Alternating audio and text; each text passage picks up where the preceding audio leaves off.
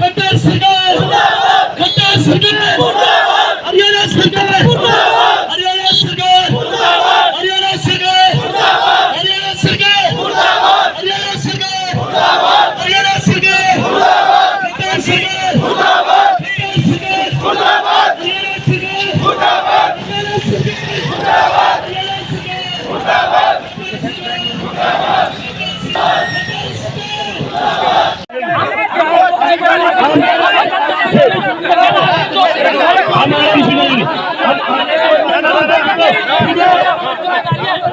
जाएंगे सभी लोग, 5 लोग या 2 लोग जाएंगे सभी लोग।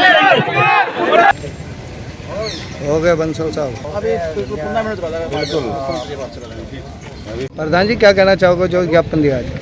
जो ज्ञापन दिया है किसी से छुपा नहीं हुआ है। कल में इतिहास में जो काला दिन है, जिस प्रकार निरपराध हिंदुओं के ऊपर जो मेवात के अंदर ब्रजमंडल की यात्रा के ऊपर इन्होंने एक षड्यंत्रिक ढंग से सोच समझ के जो कुछ असामाजिक तत्व और खासकर मुस्लिम समाज से थे, उन्होंने जाती हुई यात्रा के ऊपर अटैक किया, पत्थरबाजी करी, गोलियां चलाई, जिसके अंदर कुछ लोग की शहादत भी हुई है। बच्चे और औरतों को भी नहीं इन्होंने बख्शा गया और सैकड़ों की तादाद में गाड़ियां जला दी गई। इन्होंने वो अत्याचार करा है जो कि एक जिसकी अति होती है, अति से भी बढ़कर इन्होंने करा है, जो कि क्षमा लायक नहीं है।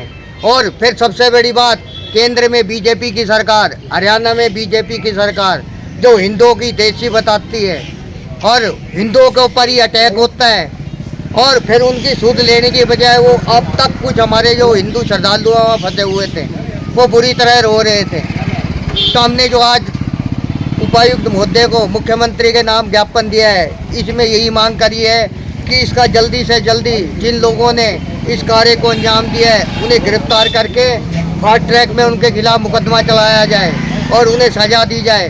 अन्यथा कहीं ऐसा ना हो कि जो हिंदू सदा शांत भाव के लिए प्रसिद्ध रहा है, अगर हिंदू अशांत हो गया, उग्र हो गया, तो उसके भयंकर परिणाम होंगे। समय रहते अगर ये खट्टर सरकार और प्रशासन ने अगर इसको संज्ञान नहीं लिया तो इसका कहीं ये ना हो कि इसका उल्टा जवाब हो, जिसका जो उत्तरदायित्व सिर्फ प्रशासन ही होगा। क्या कहेंगे इस पर? देखिए, कल रात को हमें ये एक जानकारी मिली थी कि नूह जो जिला है हरियाणा का, यहाँ पे कुछ 2 समुदायों के बीच में किसी बात को लेकर झड़प हुई और उसके बाद वो बात बढ़ती चली गई और उसमें एक सीरियस लॉ एंड ऑर्डर की सिचुएशन बनी, जिसमें आसपास के जिले से भी हमें कुछ मदद भेजनी पड़ी। रेवाड़ी जिले से भी हमने कुछ एम्बुलेंसेस, फायर ब्रिगेड्स वगैरह भेजी थी। उसमें जो है वो उसके रिपरकशंस फिर उसके बाद कुछ गुड़गांव में भी सामने आए और इसके चलते रेवाड़ी जिले में भी हमने कानून को, लॉ एंड ऑर्डर को मद्देनजर रखते हुए और कोई अप्रिय घटना ना हो उसको मद्देनजर रखते हुए हमने सेक्शन सीआरपीसी की जो धारा 144 है उसको इम्पोज कर दिया गया। और हमने कल भी एक एडवाइजरी जारी करी थी और आज भी एक अपील आप लोगों के माध्यम से करना चाहेंगे कि जिले में किसी भी प्रकार की कोई भी अप्रिय घटना ना हो। इसके चलते आप लोगों से सभी, मेरा आमजन से भी आपके माध्यम से ये रिक्वेस्ट है कि किसी अफवाह पे यकीन ना करें, किसी सोशल मीडिया पे कोई ऐसी चीज वायरल ना करें जिससे किसी भी प्रकार की शांति भंग हो सके, किसी भी समुदाय के लोगों में किसी भी प्रकार की जो है आसपास कोई मनमुटाव, तनाव हो सके और कोई भी किसी प्रकार की लॉ एंड ऑर्डर सिचुएशन बिगड़ने की स्थिति जो है उसको हम अवॉइड कर सकते हैं। रेवाड़ी में भी स्थिति किस तरह की स्थिति अभी जिस तरह से लगातार आप आ रही है, तो रेवाड़ी की स्थिति क्या है? देखिए, हम कल रात से ही इसको मॉनिटर कर रहे हैं। इसमें हमने सभी जगह ड्यूटी मजिस्ट्रेट्स भी लगा। अभी तक ऐसी रेवाड़ी में हमें इस प्रकार की कोई भी समस्या हमारे सामने अभी तक एज ऑफ नाउ नहीं आई है। कहीं किसी प्रकार का कोई मनमुटाव, कोई तनाव भी हमारे सामने भी देखने में नहीं आया है। हमारे जितने भी जिले की सड़कें हैं, जो मेन हाईवेज एंड नेशनल कैरेजवेज हैं, वो सभी सुचारू रूप से चल रहे हैं। हम फिर भी तत्पर हैं पूरी तरीके से। पुलिस ने अपने इंतजाम किए हुए हैं और हमने भी यहाँ से प्रशासनिक तौर पर भी जो ड्यूटीज लगानी थी वो लगा दी है। सजग है, हम नजर रख रहे हैं किसी प्रकार की जो है कोई दिक्कत होती है उसको निपटने के लिए पूर्ण तरीके से तैयार है। अगर मौके की बात करें तो लोगों को कहना है कि 1:30 बजे पहली फायरिंग हुई वहां पर और पौने 6 बजे तक प्रशासन नहीं पहुंचा, तो पुलिस कर्मचारी नहीं पहुंचे और पुलिस कर्मचारी खुद अपनी जान बचाते हुए। देखिए, पहले से जानकारी नहीं थी इस बारे में। देखिए, टिप्पणी करना मेरे लिए थोड़ा मुश्किल होगा क्योंकि नूह जिले का ये मैटर है, रेवाड़ी से बहुत ज्यादा सीधे तौर पे कंसर्न नहीं है, तो ये नूह का प्रशासन इस बारे में ठीक से बता पाएगा क्योंकि एग्जैक्टली क्या सिचुएशन है। सिंस क्योंकि इंटरनेट वहां पे डाउन है, इंटरनेट की सर्विसेज को बाध्य किया गया है, तो इसलिए पूरी जो सिचुएशन जो है वो सही, जो न्यूज है वो भी और जो उस प्रकार की वो पूरे तरीके से अभी अवेलेबल भी नहीं हो पा रही है। तो इसमें जिला प्रशासन नूह इस पे कमेंट करे तो मेरा मानना है वो ठीक है।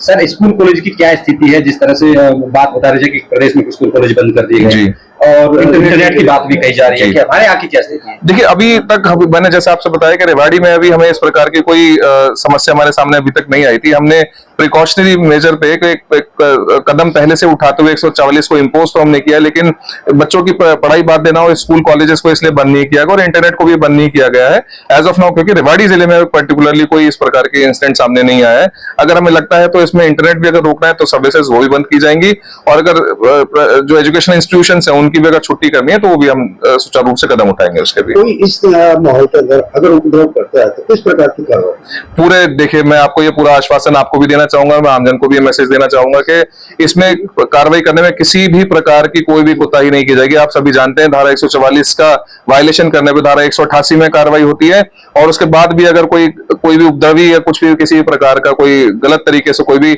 शांति व्यवस्था को, कानून को तोड़ने का प्रयास करता है, शांति व्यवस्था को भंग करने का प्रयास करता है, तो पूरी तरीके से कानूनी जो है कार्रवाई उसके खिलाफ जरूर अमल में ली जाएगी।